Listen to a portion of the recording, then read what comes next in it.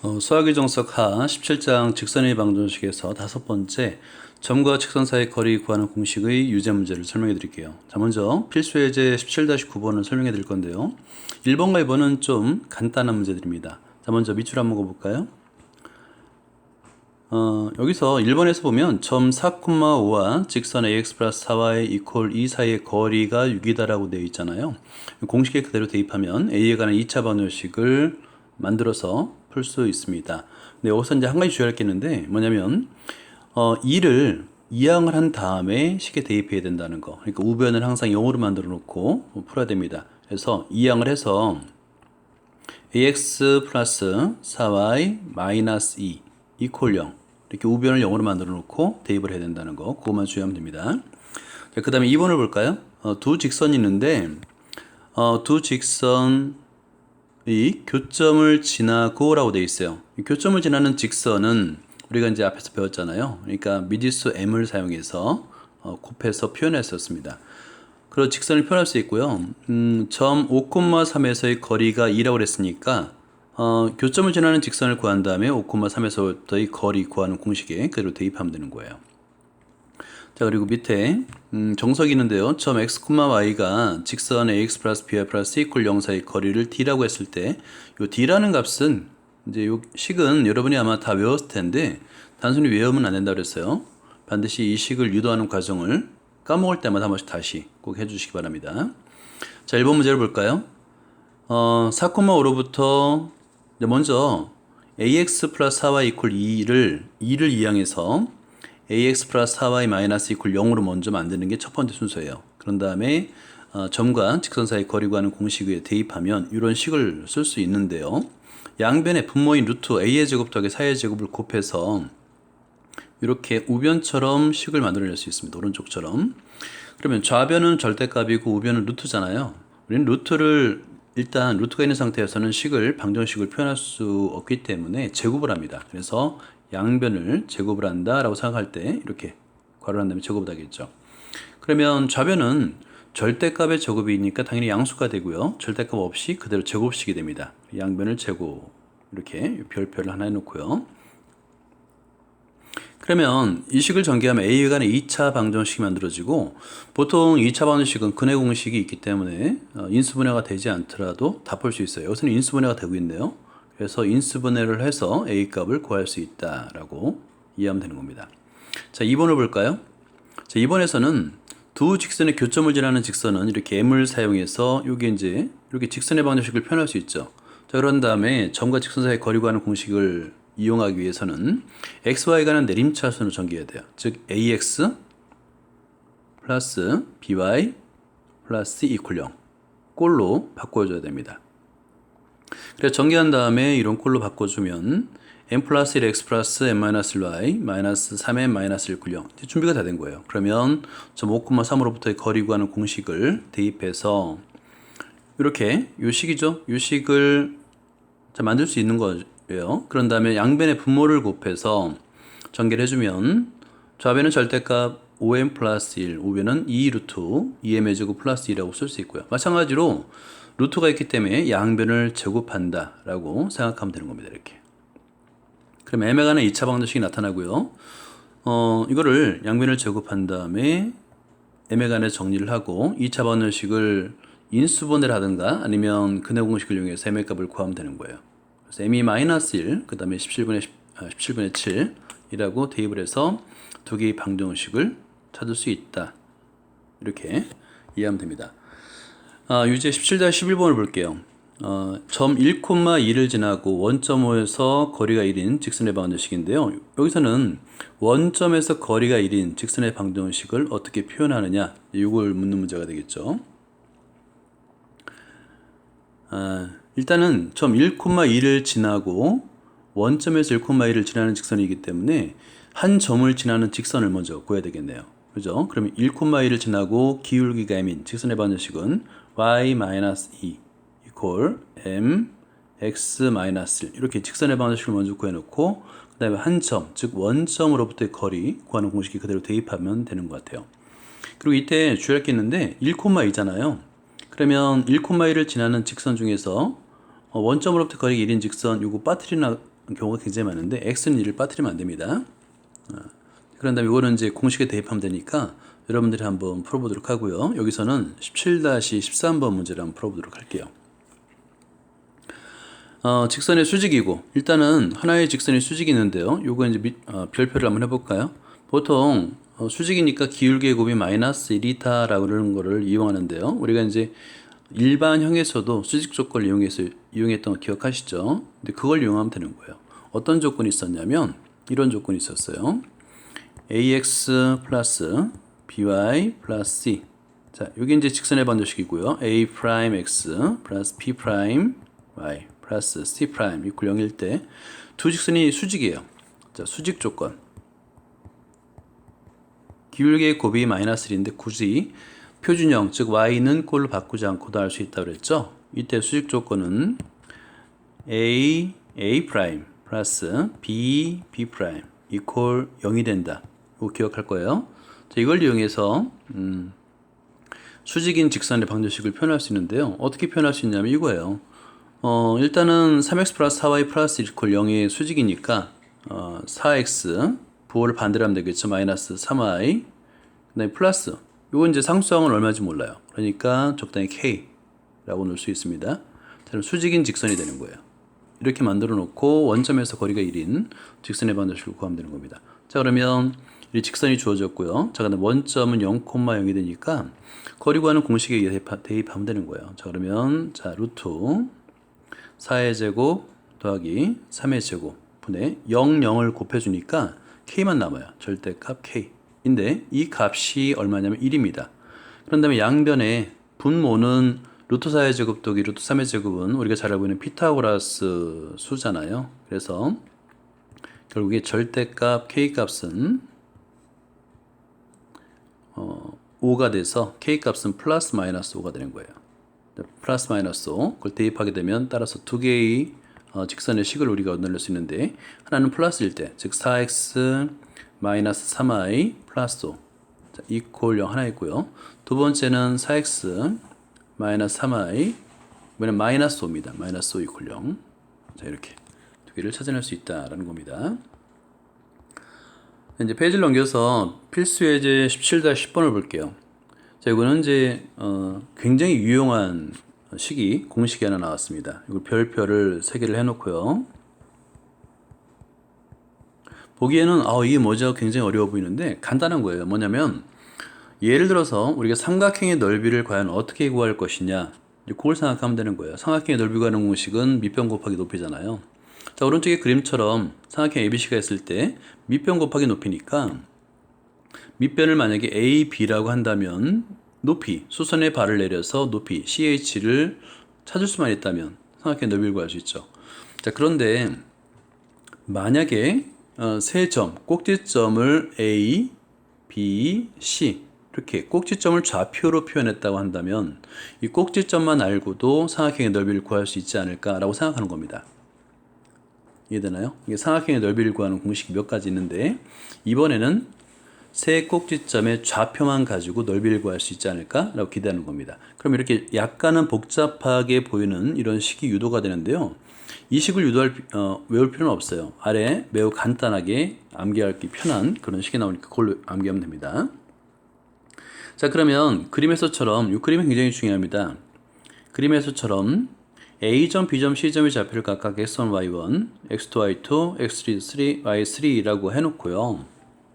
삼각형의 넓이 구하는 공식은 굉장히 간단하죠. 일단 밑변을 AB라 하면 두 점 사이 거리 구하는 공식에 의해서 AB 값을 구할 수 있어요. 저는 밑변의 길이를 구했습니다. 근데 중요한 거는 높이죠. 높이라는 것은 어떻게 구할 수 있냐면 H점의 좌표를 구해야 되는데 직선 AB와 수직인 직선이 C점을 지나는 거잖아요.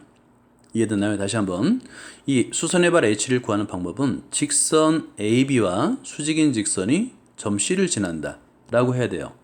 그래서 이게 굉장히 간단하진 않습니다. 그래서 먼저 우리가 구해야 되는 것이 직선 AB의 방정식을 구해야 됩니다. 그러면 직선 AB의 방정식은 두 점을 지나는 직선의 방정식이잖아요. 그죠? 그걸 이용해서 이렇게 구할 수 있는데 우리가 알고 있는 것과 좀 약간 다르죠?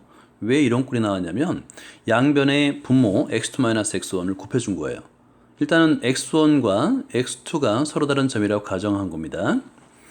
왜냐하면 제가 한번 식을 써볼게요. 일반적으로 우리가 알고 있는 두 점을 지나는 직선의 방정식은 y-y1 이퀄 기울기 x2-x1 분의 y2-y1 그리고 x-x1 이게 이제 우리가 잘 알고 있는 두 점을 지나는 직선의 방정식인데 여기다가 양변에 곱하기 x2-x1 즉 분모를 곱한 거예요. 그러면 이런 꼴의 직선의 방정식이 나타납니다. 됐죠? 이제 좀 복잡하죠. 그런 다음에 이 직선의 방정식에서 C점에서 이 직선까지 거리고 가는 공식을 이제 이용해야 되기 때문에 이걸 어떤 꼴로 바꾼 거냐면 ax 플러스 by 플러스 c 이퀄 0 꼴로 바꿔야 되는 거예요. 그죠? 그게 바로 아래식이에요. 이렇게 x, y 상수항이 꼴로 나타낸 다음에 점 C로부터의 거리 그래서 C에서 직선 AB에 내린 수선의 발을 H라 했을 때 일단은 C의 길이는 점과 직선 사이 거리고 하는 공식에서 약간 좀 복잡한 이런 모양이 나타납니다. 그죠? 이걸 전개한 거예요. 전개한 다음에 C의 7 구했으니까 여기 우리가 이제 AB 밑변의 길이 구했잖아요. 그러면 삼각형의 넓이 구하는 공식은 S라 했을 때 S는 2분의 1 곱하기 밑변 AB 곱하기 높이 CH잖아요. 이 값을 그대로 대입한 겁니다. 그랬더니 가만히 보니까 분모가 어때요? 똑같죠? 분모가 소거되고 분자만 남는데요. 2분의 1 이렇게 기다란 식이 나타납니다. 근데 이게 아직도 이게 좀 어려워요. 이걸 외우는 것보다 밑에 신발끈 공식이라고 한번 적어볼까요? 노트가 있습니다. 별표를 하고요. 신발끈 공식. 신발끈을 묶듯이 그런 모양으로 나타나요. 그래서 신발끈 공식이라고 이름을 붙였는데요. 굉장히 간단합니다. 뭐냐면 세 점 x1, y1, x2, y2, x3, y3를 지나는 꼭지점을 한 삼각형의 넓이 구하는 공식인데요. 자, 이거는 별표를 한 3개 정도 요걸 외우는 겁니다. 공식을 이해했다면 위의 식을 이해한 다음에 공식은 아래 걸 외우는 거예요. 그러면 S는 2분의 1 곱하기 똑같죠, 여기까지는. 그런데 또 쓰는 수가 달라요. 자, 한 점, 점 A죠. x1, y1, 그 다음에 x2, y2, 그 다음에 x3, y3를 쓴 다음에 맨 처음 썼던 x1, y1을 한 번 더 써주는 겁니다. 자, 그런 다음에 화살표 방향에 따라서 부호가 적용되는데요. 왼쪽 위에서 오른쪽 아래로 내려가는 이 화살표, 이 곱은 플러스입니다. 그래서 x1, y2 곱하기 x2, y3 곱하기 그 다음에 x3, y1 이 곱은 플러스예요. 반면에 반대로 오른쪽 위에서 왼쪽 아래로 내려가는 이 곱은 마이너스입니다. 그래서 x2, y1 그 다음에 x3, y2 그 다음에 x1, y3 이거는 뺄셈이에요. 절대값 원래 있었던 거죠.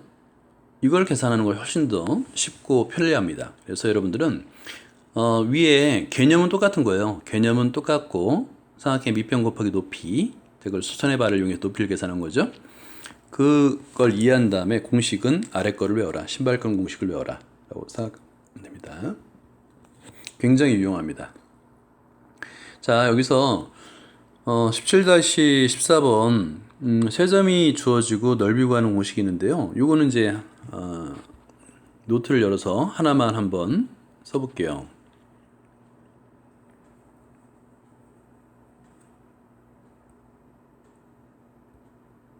자, 숫자가 약간 복잡한 게 2번이니까 2번을 한번 같이 써보도록 하죠. 자, 그러면 넓이 S는 하고 똑같아요. 2분의 1 한 다음에 절대값 똑같죠. 자, 그런 다음에 9, 8, x1, y1 그 다음에 x2, y2 1, 2 그 다음에 7, 3 요까지 씁니다.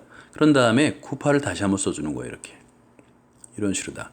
자, 이퀄 하고요. 절대값은 그대로 써줘야 되겠죠. 2분의 1 절대값.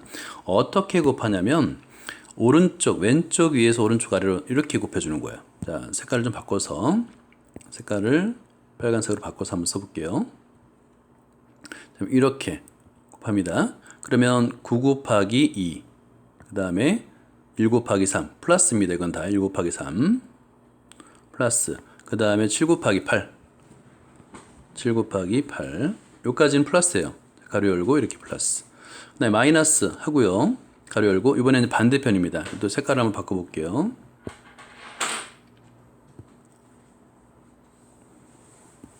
자, 그러면 이렇게 1 곱하기 8, 1 곱하기 8 플러스 다음에 2 곱하기 7 플러스 그 다음에 9 곱하기 3. 자, 이건 가로 앞에 마이너스가 있으니까 다 부호는 마이너스인 겁니다. 그리고 절대값을 닫아주는 거예요. 이걸 계산해주면 바로 답이 나오는 겁니다. 그러면 이걸 열심히 계산해주면 이퀄한 다음에 2분의 1의 절대값 28이 나오고요. 그러면 이 값은 14라고 해서 답을 구할 수 있는 거예요. 굉장히 간단하죠. 일반적으로 우리는 삼각형의 넓이를 굉장히 쉽다라고 생각하는데 그 밑변의 길이와 높이가 주어진 삼각형만 쉬운 거예요. 일반적으로 이렇게 어려운 과정을 거쳐서 넓이를 구할 수 있다라고 이해를 하는 것이 중요합니다. 자, 그 다음에 17-15번을 볼게요. 세 직선이 있는데 둘러싸인 삼각형의 넓이를 구하래요. 이건 이제 별표를 한번 2개 정도 한번 해볼까요? 이게 왜 중요하냐면 일단은 그림을 그려도 돼요. 세 직선의 방정식을 그래프를 그려서 삼각형을 찾고 그 다음에 넓이 계산이 되는데 지금 우리는 이제 세 꼭지점을 할 때를 구했잖아요. 그러면 이 세 직선 이 교점을 구해서 이 교점을 구하는 거예요. 교점을 구해서 자, 꼭지점을 찾는 겁니다. 그러면 세 개의 교점이 꼭지점이 되는 거잖아요. 그 세 개의 꼭지점을 구한 다음에 공식에 대입해서 신발칸 공식에 대입해서 문제를 풀 수 있다라고 이해하면 되는 거예요. 자, 그럼 여기서 여러분이 열심히 연립방정식을 풀면 됩니다. 연립방정식은 여러분이 가감법 또는 대입법을 이용해서 아마 잘 풀 수 있을 거예요. 그랬을 때 15번 자, 여기다 한번 풀어볼게요. 그러면 두 개를 연립방정식을 풀어서 세 개의 교점, 꼭지점을 잡을 수 있는데 첫 번째 점 A가 2, 이거 연립방정식 풀면 여러분들이 한번 해보세요.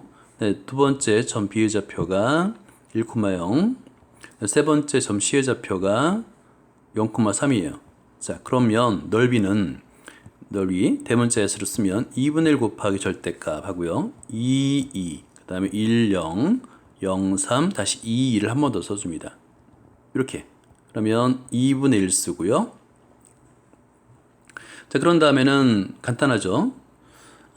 이렇게 색깔을 달리해서 이렇게 왼쪽 위에서 오른쪽 아래로 내려가는 이 두 수의 곱은 플러스입니다. 그래서 2 곱하기 0은 쓸 필요 없죠. 1 곱하기 3은 3, 그 다음에 0 곱하기 2도 쓸 필요 없죠. 네, 마이너스. 끝난 겁니다. 자, 그리고 나서 이번에는 자, 오른쪽 위에서 왼쪽 아래로 내려가는 이런 곱들을 한번 생각해 보는 겁니다. 자, 그러면 곱은 2, 또 마이너스 0은 쓸 필요 없어요. 마이너스 6입니다. 이렇게. 됐죠? 그럼 절대값을 하고요.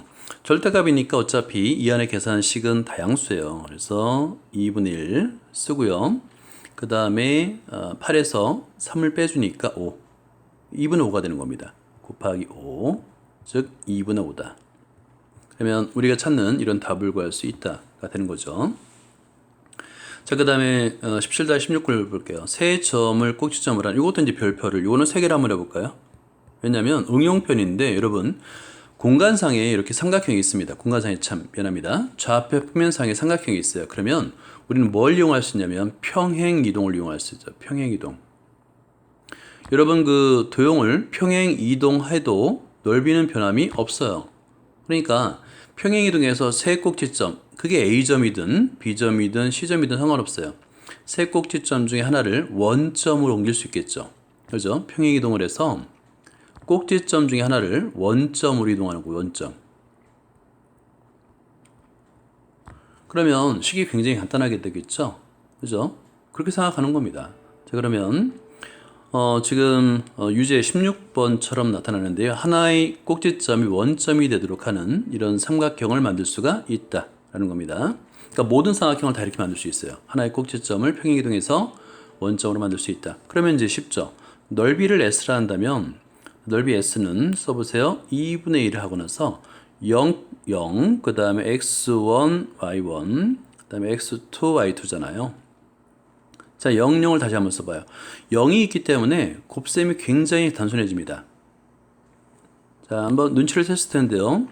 먼저 왼쪽 위에서 오른쪽 아래 이렇게 한번 곱해보세요. 그러면 0이 들어간 부분은 다 0이 되잖아요. 결과적으로 뭐만 남냐면 x1, y2만 남아요. 그죠? 또 마이너스.